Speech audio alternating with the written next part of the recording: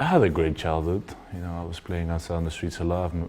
I have a little brother, I have a little sister as well. My brother is 2 years younger than me, and at that time, playing outside was it. Of the two of us, he was most of the time the goalkeeper. So I just, tried to score some goals on him, and I was always trying to be active. I was 2 years at the club in the neighborhood, radius 19, and then I went to Willem II, who I played for 10 years. And I enjoyed every bit of it. It was amazing. Groningen made your debut there. That's Peter Hoester who gave you that. What was that experience like, finally becoming a professional, playing in the Dutch league? Yeah, it was unbelievable. You know, I lived obviously down south in Holland, and then I decided, to make the step all the way up north.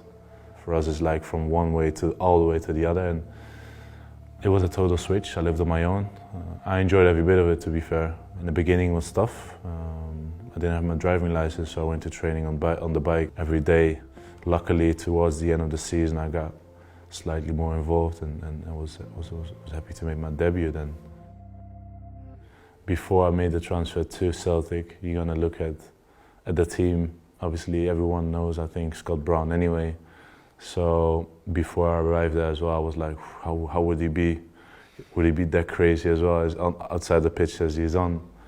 The way we played as well, most of the time we had more than 60% ball possession at least. We were attacking the whole time, and that's something that I've never experienced in my previous career. If you draw, it's not good enough. You have to win. If I'm thinking back now, I think the game we've played against Ajax in the Champions League in my first year, I think the atmosphere was outstanding. We won, I think, 2-1. The atmosphere is something that you never forget.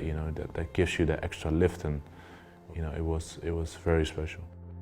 So Southampton, obviously your first step into the Premier League. Was that always an ambition to play in England? Was it always something that you thought, I'd like that to happen? Yeah, always. I think when I definitely made my professional debut in Holland, it was always a dream to play out in the Premier League, and I think it was the right time. It was the right club for me at the time as well. And everyone knows, Ronald Koeman. And me personally, as a centre back, I definitely wanted to work, for him. And at Groningen, I think I've met his dad, who sadly passed away a couple of years ago, who we've spoken to at the time as well, and I'll always be very thankful for that too. Obviously, when you left Southampton and came to Liverpool, it seemed and it felt like this was the only place that you wanted to be. Why was that, and how quickly did you realise you'd made the right decision? I made the decision based on many things, and just I think my feeling is always the most important thing, and I think Liverpool just strongest in multiple factors, and the whole feeling that everyone is having here, and wasn't expecting to be in the Champions League final straight away. If I'm absolutely honest, I was hoping to just play as good as I can, settle in the team. You never know what might happen, but to be in the Champions League final was something very special. And what I felt before the final in Madrid is that I don't want to walk through that lap of honor, like the guard of honor, getting your silver medal.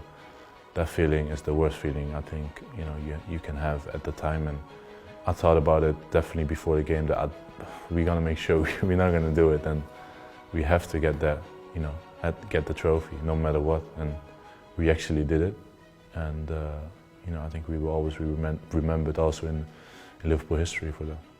The moment that definitely plays in my mind is the moment when Divock scored the goal, and I knew it was done, and I was laying flat down on the ground, and the final whistle is just tears in my eyes, and just from so much joy. And obviously in football you never know what can happen in the future, but so far I'm just very happy and glad that I made the decision to come here, and hopefully it will always be good.